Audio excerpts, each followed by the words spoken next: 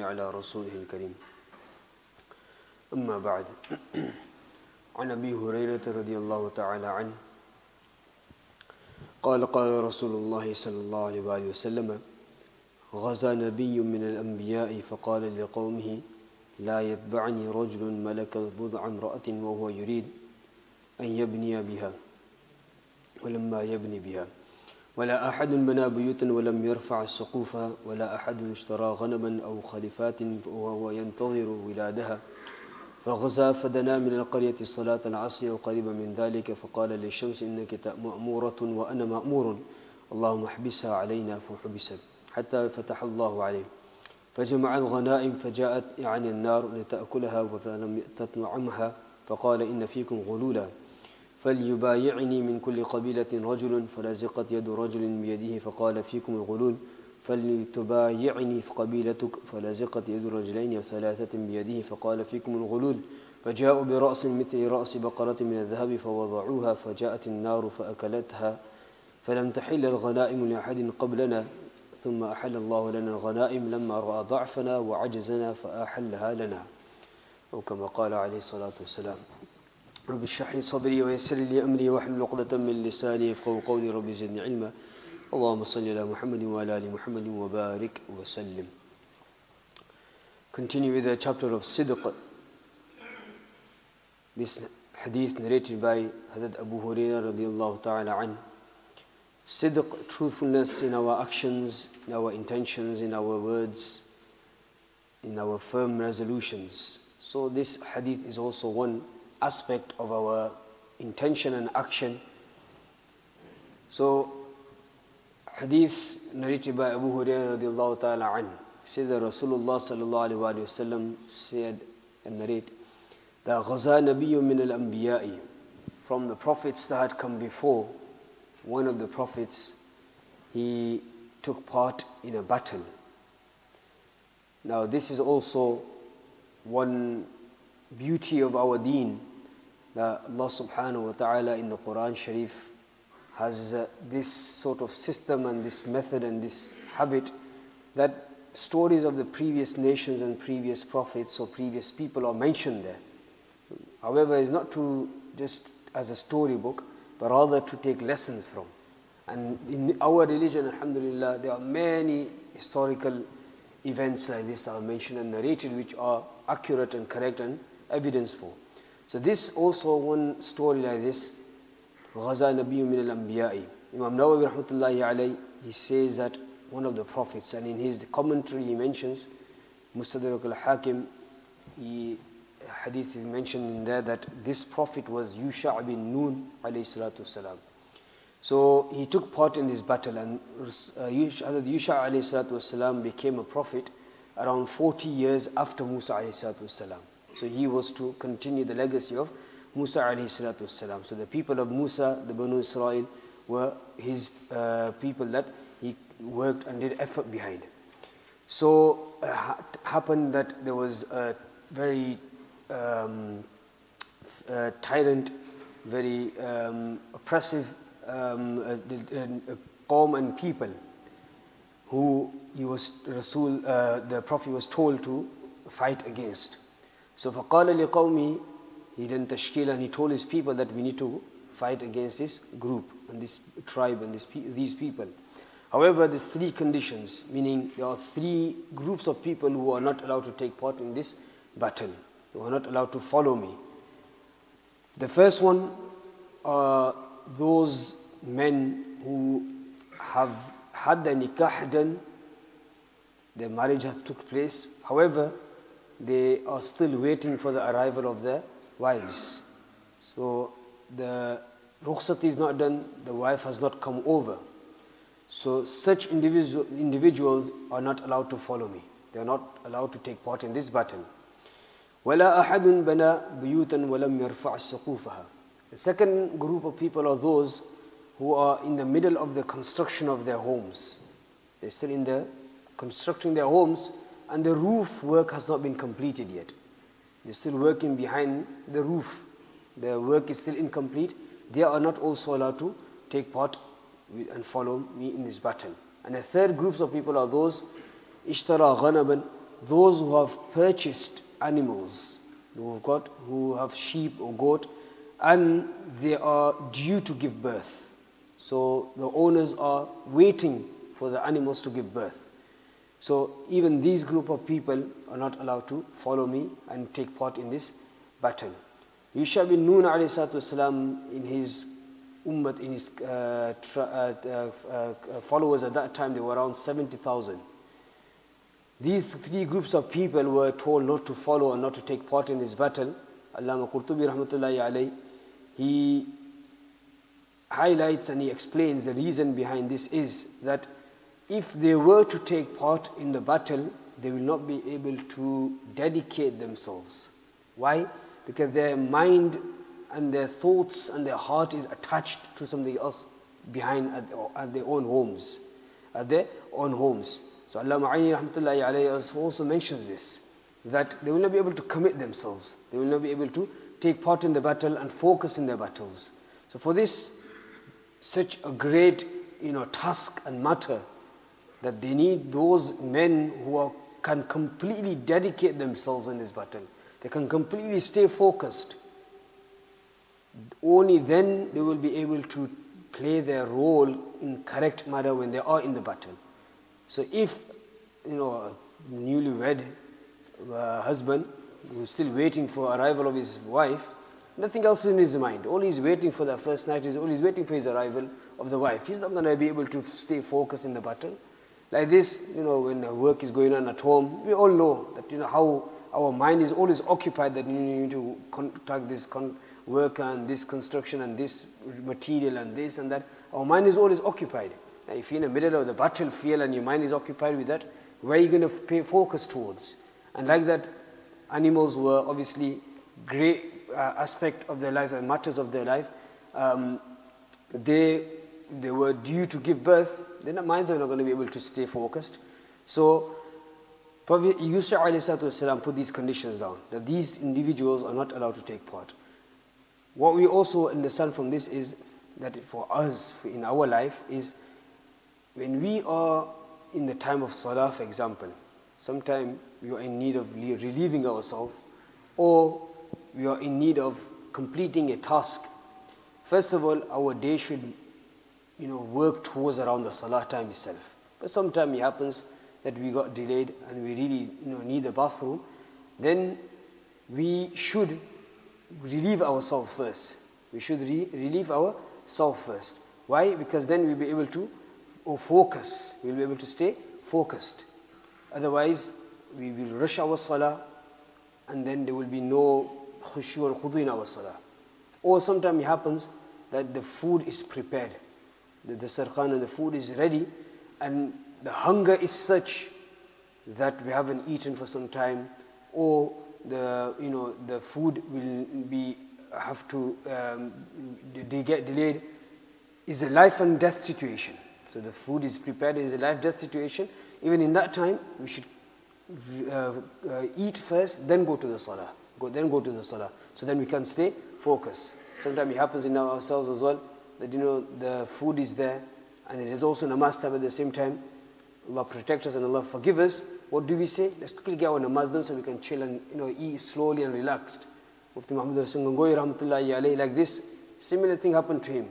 The sathis and the friends that were with him, they said, let's quickly pray our namaz so we can sit down and eat aram se. You don't need to rush in our food afterwards. So Mufti Muhammad Rasul Gangohi rahmatullahi alayhi, he said, no. Let's eat first so we can pray our salah in a correct manner and we can have concentration in our salah. We can have concentration in our salah. Why? Because that's a great matter, a great task that we are fulfilling. So we don't need to be occupied with something else. We can be free-minded in completing our duty and completing our task here. So this is the ulama highlighted from here, that Yusha bin Nun alayhi salatu wasalam, you only wanted those who can be completely free-minded and be able to dedicate themselves in this battle, not those who are occupied with something. So then they will not be able to make the dua that they will make in the battlefield will not be for the battle, they'll be making dua for other things afterwards. And their effort won't be accurate and correct. So this is what Yusha bin Nun alayhi salatu wasalam, he highlighted. Anyway, فَغَزَى فَدَنَا مِنَ الْقَرْيَةِ صَلَاةَ الْعَصْرِ أَوْ قَرِيبًا مِنْ ذَلِكَ. So they went towards the battle. Now the place that they were going towards known as Urayha, which is in the Palestine area. So he was heading towards Baytul Maqdis. So they surrounded the enemies. It took around 6 months. They surrounded the enemies for around 6 months, and they were not able to get, have any control over the fort and over the area. However, around 6 months later, on the 7th month, Allah subhanahu wa ta'ala opened the path for them, opened the doors for them, where they were able to go in, break the fort and break the barrier and go in, be able to go into the army, the enemies, and the battle began. The battle began. The commentators say that the battle began on a Friday morning. It began on a Friday morning. So they took part in the battle. Now they were coming to the end of the day. So the hadith says that it was around the time of Asr Salah, or just around that time, before the sunset time.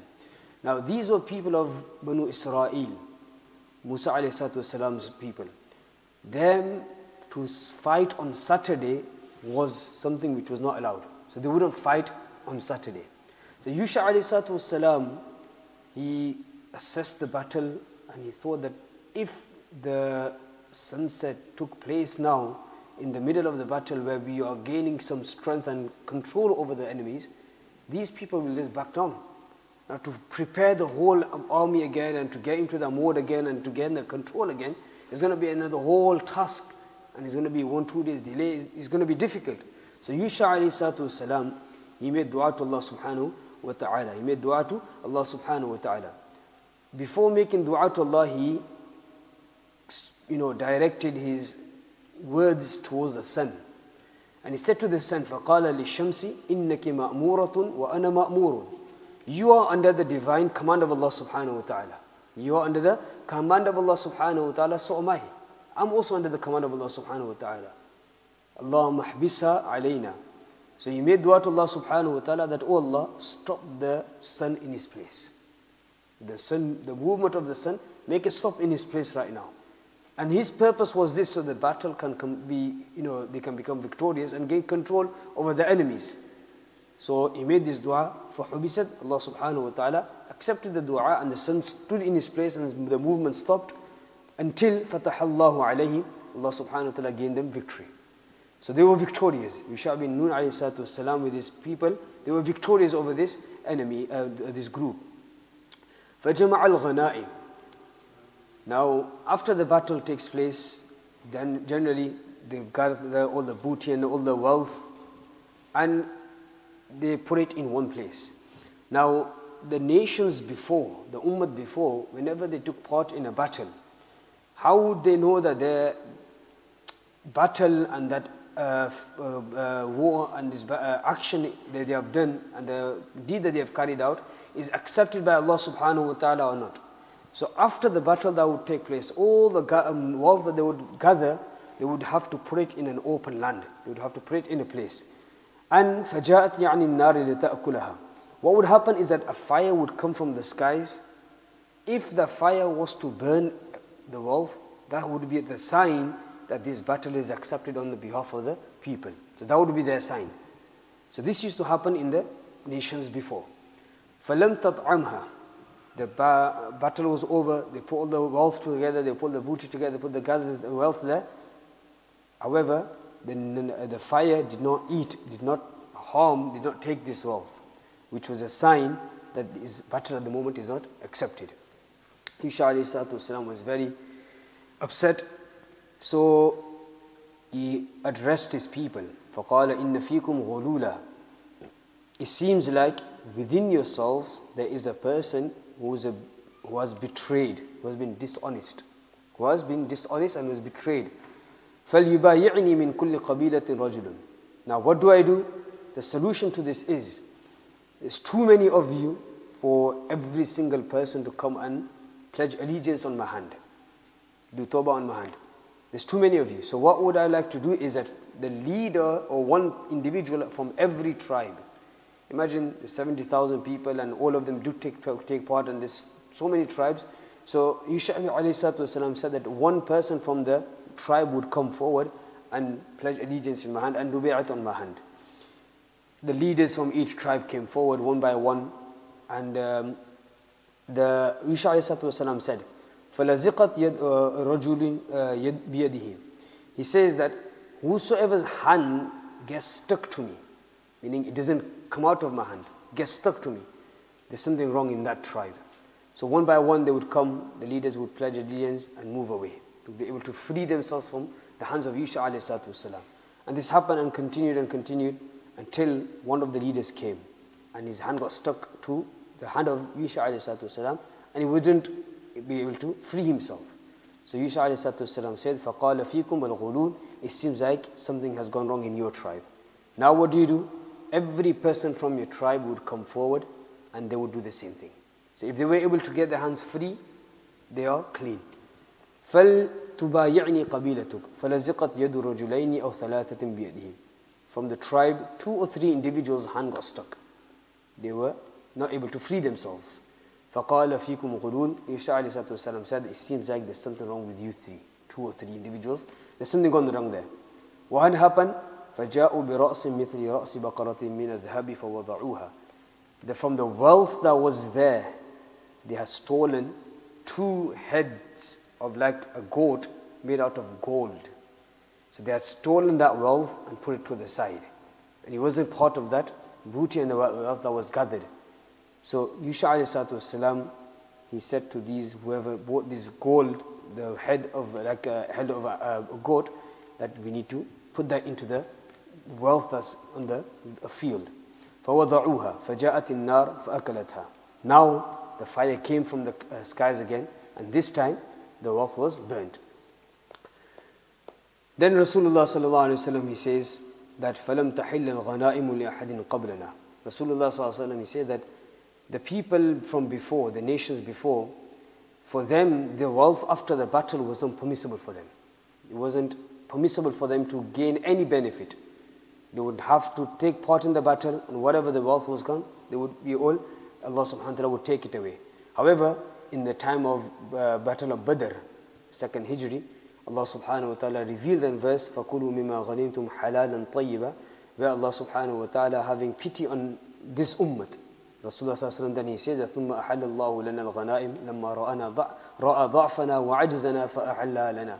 Rasulullah sallallahu alaihi wasallam said that when he saw our weakness, our less ability and less capability, he had pity on us and he felt sorry for us. And then Rasulullah sallallahu alaihi wasallam said that Allah subhanahu wa ta'ala now for us has made it permissible for us to gain benefit from the wealth that we gain after the battle. So this is the hadith. Again, from this what we learn is about being truthful in our actions. Truthful in our actions. It was wrong for these few individuals to do, take that wealth and hide that gold. It was, because of that, the whole group, entire group actions were not accepted. So that what we also learn from this is that when we're doing a task collectively, every part, the person who's taking part in that task should be honest, should be truthful. When we are all dedicated and loyal to Allah subhanahu wa ta'ala, then the acceptance of Allah subhanahu wa ta'ala will come, the assistance of Allah subhanahu wa ta'ala will be with us. So whatever task we do in a collective manner, we should always be honest and dedicate ourselves. In that way Allah subhanahu wa ta'ala will accept our actions because of the honesty. That's why they say that the person who's speaking, the person who's listening, the person who's organizing, all 3 individuals, if their niyat is accurate, then there's so much barakat in that gathering. There's so much barakah and blessings in that gathering, and everybody will gain benefit. If there's anything wrong somewhere in one of those 3 individuals and the 3 groups of people, then the faidah and the benefit won't be there. Why? Because they're not loyal to Allah subhanahu wa ta'ala. Their focus is not, they're not honest to Allah subhanahu wa ta'ala. So this is the hadith. And this other points that we can also mention is about Rasulullah sallallahu alaihi wasallam. The prophets that came, Allah subhanahu wa ta'ala gave them mu'jizat, miracles. And miracles were related to that time. Whatever was more common at that time, according to that, Allah subhanahu wa ta'ala gave mu'jizat and miracles. That they would perform the miracles as a proof that they are prophets. So Rasulullah sallallahu alaihi wasallam and all the prophets. So this was also a miracle of Yusha alayhi salatu wasalam. And one miracle that we learn of Rasulullah sallallahu alaihi wasallam is that whatever he narrated of the previous nations were all accurate and truth. For example, we learn from the story of Yusuf alayhi salatu. The amount of detail that Allah subhanahu wa ta'ala revealed in the Quran, there's no other books of the history or any religious book or no religious book have that accurate information of this. So like this, Allah subhanahu wa ta'ala gave all the prophets some mu'ajizat. And we also learn from this is that the sun that stopped for Yusuf alayhi salatu, he also stopped for Rasulullah sallallahu alayhi wasallam. After the journey of Al-Isra wal-Mi'raj, they came for us for evidence that, you've gone on this journey, you must have seen something. So one of the things that Prophet ﷺ, from many things he mentioned, that there is a group of people, there's a caravan who's traveling in this direction. They are at the moment in a certain place, and by Maghrib time tomorrow, one of these days, they will reach at this place. However, when that time, the caravan hadn't reached. So if they didn't reach, that means the Rasulullah not true.